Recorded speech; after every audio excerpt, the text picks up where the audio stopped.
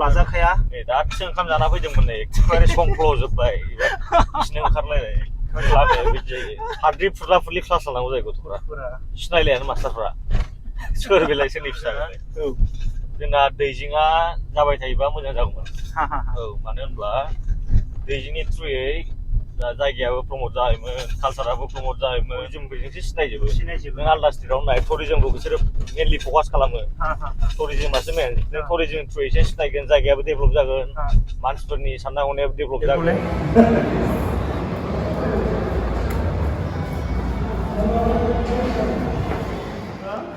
बाटा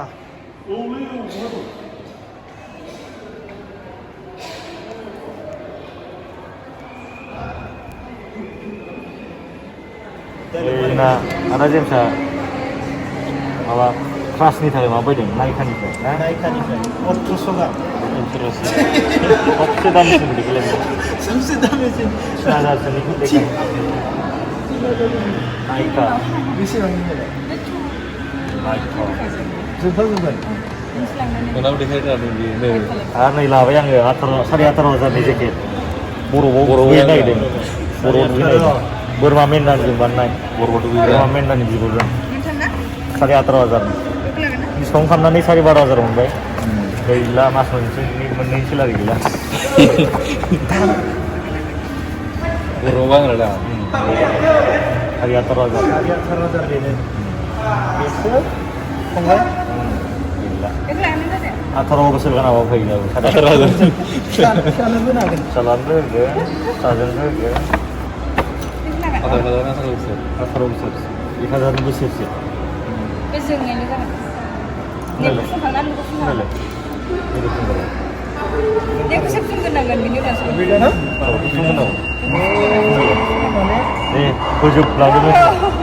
उनावसो बेनि सायाव बेखौ फुननांगौ फोजोबलांजोबनो सिख्लाफोरनाव मा मा थायो रोंगौ आं होननो खेबसे खेबसे जाबोदों ओमफ्राय बै मोदाननायखौ फुनांसिगौ नामा बै फुनदों आरो बैखौ बाला गोसोनायफोरा बेफोरबायदि फोननाबा खम सान्थि मोनलायगोन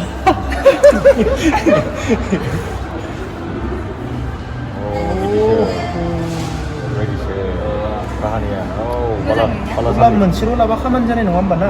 देखायदो मोनसे लाबो होनांगोन मोजां नुबाय ने जायखिजाया बे मोनथामखौ नों लानानै थांदो सानै मानसिनो होनांगौब्लाथ' बे रिक्सा नांगौ ना आरो मोनसे लांनांगोन ना आयो बेगरलै मार्केटिं हिटना बिजनेस माइन्डेड ना मोजां जायो बिजनेस माइन्डेड बेसेबां थांगोन बे दा जायो जेरैबो खिन्थु बेखौ लागायसिगोन बांसिन समायो आरो ना बेनि समायनायासो बांसिन दामसिनबाव लांखांसैमोन नै खुगायाव सोबखांसैमोन आङो केमेरा बबे दा बै मोननैखौ बेल खालामबाय आं मोनसे लादों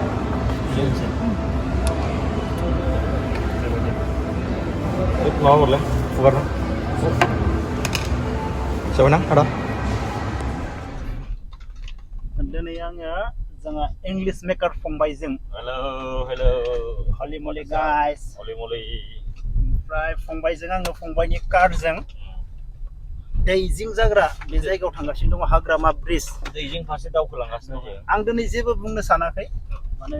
बे गोबाव समनिफ्रायनो गाज्रि बे लामाया दिनै आङो फंबाय इंलिश मेकारखौ फंबाय जा इंलिश मेकाराथ' इंलिशसो रायलायो नाथाय आंनि इउटिउब चेनेलाव फंबाया बर'खौनो बुंथोसै बर' हिसाबै नंगौना नङा जेबोथ' प्रब्लेम गैया फंबाय फंबाया मा बुंनो सानो नोंसोरनि जायगायावदि बेफोरबायदि नों बेफोरबायदि कार सालायनो गोनां जायो बेफोरबायदि हान्थिनो गोनां जायो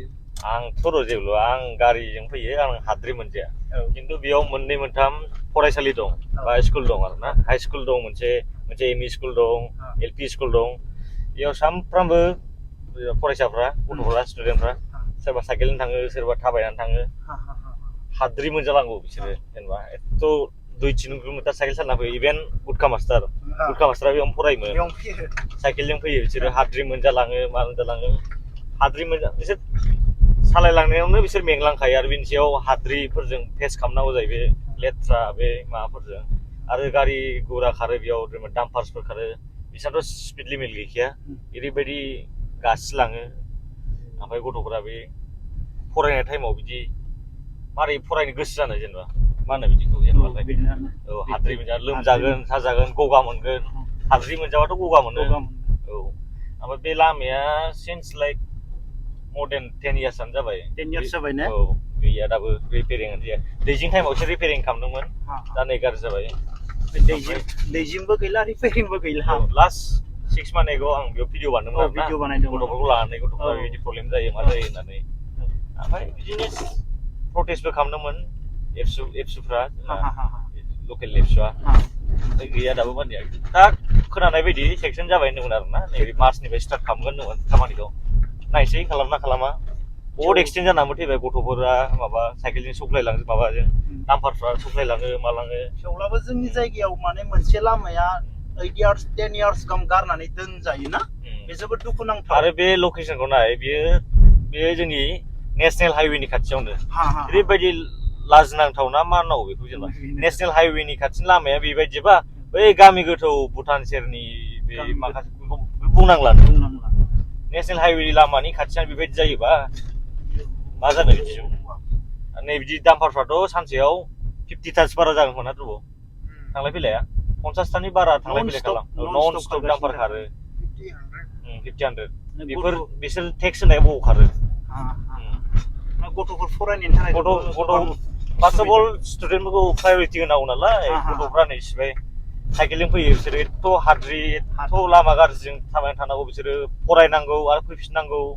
गगा मोनगोन बेजों मारै फरायनांगौ फरायनाया मारै मोजां जागोन लाजाखाया नै दासो ओंखाम जाना फैदोंमोन नै एखेबारे संख्ल'जोब्बाय बिसिनो ओंखारलायनाय लामाया बिदि जायो जोंथ' फैबाय थाया र' गोबाव बे गथ'फ्रादि सानफ्रामबो साइकेलजों थांलाय फैलाय खालामनांगौ आरो फरायसालियाव सानफ्रामबो फैबाय थानांगौ बिसोर माबायदि प्रब्लेम फेस खालामो जेनेबा ना बेफोरखौ जों साननानै नायोबा बहुत जेनेबा मा बुंनो आरो फैब्लाबो आरो जोंफोर कारजों फैनाय जायो कारजों फैनानैबो आरो खर'आनो जाया माथो बबेथिं दानगोन ओरैबायदि काराबोथ' गिदिर नङा जोंना फिसासो लिस्ट थाब बानायबा मोजां जागोन थाब बानायब्लाबो लामाफोरा माने बे लामाया नर्मेल बानायब्ला मोजां जानाय नङा बेखौ माने जे जाय बेथु नेशनेल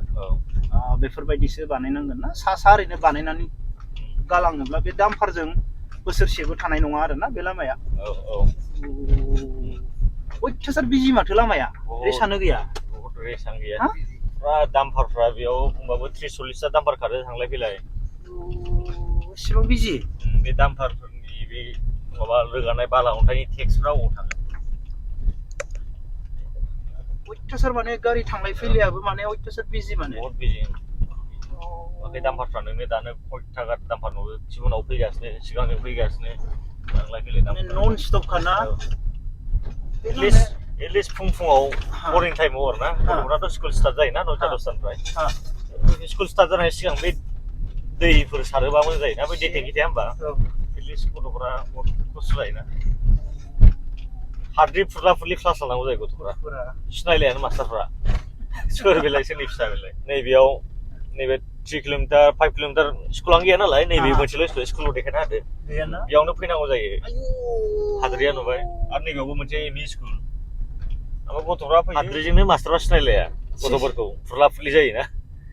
थ' ओरैबायदि हाद्रि आरोना जों लाजाखाया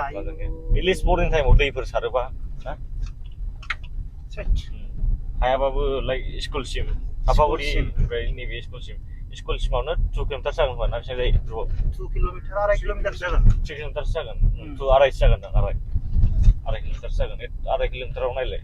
सोरबा सोरबाथ' थाबायनाबो फैग्रा दं स्कुलाव उफाय गैयाना सोरबा साइकेल गैया बा थाखा फैसा गैया गारिजों फैनो थाखाय थाबायना फैग्रा दं मोनसिगोन ना लाजाखाया माने दालां मानि बायजोब्बाय दालां सानि मानि डाम्पार दं गारि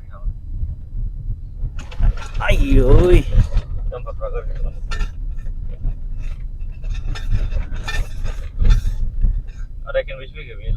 आं बेजों फैबाय गोदो दैजिं समाव फैबाय बेनिफ्राय बेयाव मोजांमोन हा गारना होयोमोन ना मानो होनोब्ला दैजिं नालाय बिजनेसबो जायोमोन लामाखौ साफाथ' खालामथारनांगोन मोनसे खोथा जोंना दैजिंआ जाबाय थायोबा मोजां जागौमोन हा हा औ मानो होनब्ला दैजिंनि थ्रुयै जायगायाबो प्रमोट जायोमोन कालचाराबो प्रमोट जायोमोन आरो मेन बुस्थुआनो जाबाय दानि माबायाव आरोना दानि जेनेरेसनाव मडार्न माबायाव टुरिजमानो फार्स्ट टुरिजमा जेब्ला जोंना फार्स्ट थागोन जेब्ला टुरिजमफोरजोंसो सिनायजोबो नों आलदा स्टेटआव नाय टुरिजमखौ बिसोरो मेनलि फकास खालामो टुरिजमासो मेन नों टुरिजम थ्रुयैसो सिनायगोन जायगायाबो डेभेलप जागोन मानसिफोरनि साननाय हनायाबो डेभेलप जागोन मानसिफ्राबो माने गोदान गोदान आइडिया मोनगोन लाइक बिजनेस माबानो थाखाय जेब्ला टुरिस्टफोर फैगोन अब्ला जायगायाबो दाम बारायलांगोन आरोना ओंखायनो दैजिं जायोब्ला मोजां जागौमोन माने दैजिंआव जा गाज्रि नुदो बे गाज्रिखौ बोखारनानै दैजिंखौ सालाय जायोमोन ना दा दैजिंआव बुंदो जुमाय सेरेब माने बेफोरो बारा सलियो जाय गाज्रि माखासे गाज्रिखौ बोखारनानै बे दैजिंखौ सालायबाय थानो हायोमोन बेखौ दैजिंखौनो बन्द खालामथारनांगौ बे नङामोन दैजिंआ बहुत गोजान गोजान जायगानिफ्राय माने मिथिबायमोन लाइक आरो एवार्डसबो मोनलायदों एसियानि माबा लाइक most beautiful cultural माबायाव एवार्ड मोनलायदों एसियानि सानना नायलाय नट अनलि नेसनेल एसियानि बेयावनो एवार्ड मोनलायदों मोननै ना मोनथाम एवार्ड मोनदों बन्द खालामनांगोन आरोना थाखायो एडभान्टेज डिसएडभान्टेज थाखायो मोनसे माबा प्रग्राम जों बर' हारिनि थाखाय जों बर' समाजनि थाखाय माखासे गाज्रि बेसादखौ फाननो होआब्लानो बेखौ मोजाङै दैदेनलांनो हागौ लिमिट थायो आरो लिमिटफोरखौ होनो जुवाफोरखौ बन्द खालामजोबदो दैजिंखौ प्रग्राम सालायनो होदो आरो लकेलिटिफ्राबो लकेल मानसिफ्राबो रोंबायमोन आरोना बिजनेस खालामनायखौ जा दखान होयो दखान होनानै बिसोरो लाइक रोंबायमोन आरो थाइसे थाइनै खामानियाव बेफोरनो आइडिया मोनबायमोन आरोना बिजनेस खालामनायाव बे दैजिं थानायब्लाथ' बे लामाया गाज्रि जानाय नङामोन नैबे ससेया जायगायाव आरो लकेल मानसिफ्रा दखान होनानै थाइसे थाइनै खामायनो हागौमोन पार्मानेन्ट बे बन्द जाथारबाय ना बानायबावगोन बायदि बेखौथ' बुंनो हाला जानांगौमोन आरोना नों आलदाफोरनि आरो सोरबा सोरबा ओरैबो बुङो लाइक फरायनाय गाज्रि जायो मा जायो नों नाय जेनेबा बेलेग स्टेटफ्राव नाय नागालेण्डखौ हमना लाबाय जेनेबा नागालेण्डआ जाबाय सबसे बांसिन फेस्टिभेल माबा सेलेब्रेट खालामो होमबा नागालेण्डआव ओरैबायदि फेस्टिभेल जायो बिसोरनाव होमबा मास मोनसेयावनो मोननै मोनथाम फेस्टिभेल जायो बिसोरनाव डेलि फेस्टिभेल जायो आरोना बिसोरनि इडुकेसन माबाखौ नाय सेक्टरखौ नाय जोंनिखौ नाय बिसोरनि इडुकेसना माने एथ' हाइ मानि थाखाय एथ' हाइ बिसोरना एथ' फेस्टिभेल जायो मानो ओमफ्राय जोंना नैबे बोसोराव खेनसे खुंनाय फेस्टिभेल बा खेननै फेस्टिभेला जोंना इडुकेसना गाज्रि जायो बिदिनो बुङो माखासे खिन्थु बेबायदि नङा नोंनि पेरेन्टसफ्रा थिग थानांगौ गथ'फोरखौ मोजाङै नायनांगौ बिनि पेरेन्टसनि सायाव डिपेन्ड खालामो गाव गावनि सायाव डिपेन्ड खालामो बेयाव फेस्टिभेल खुंबानोखि फरायनाया गाज्रि जायो बे नङा बा नोंनि केरेक्टारा गाज्रि जायो बेबायदि नङा नागालेण्डफ्राव नाय नों सानफ्रामबो लाइक मान्थलि मोननै मोनथाम गिदिर फेस्टिभेल जायो फेस्टिभेलानो जोबनो थाङा बिसोरनाव ओमफ्राय बिसोरनि इडुकेसन सेक्टरखौ नाय इडुकेसना माबायदि हायो ओमफ्राय जोंनिया मानो डाउन फेस्टिभेलानो जाया जोंनि जायगायाव गोबावजों खेनसे जायो बेयावनो दावराव दावसि साननो गोनां बाथ्रा सोलायबावनांगौ दङ जोंनियाव जोंनि बर' समाजाव बोरैनो नै दामफारा नुबाय था माबायदि जागासिनो फैयै फैयै मोनफैबाय हाग्रामा ब्रिजआव बेनिफ्राय नै आंजों दं दा जोंहा एनिथिं मानि वर्ल्ड बेनिफ्राय इंलिश मेकार फंबाय बेनिफ्राय जोंहा ध्रुब फंबाय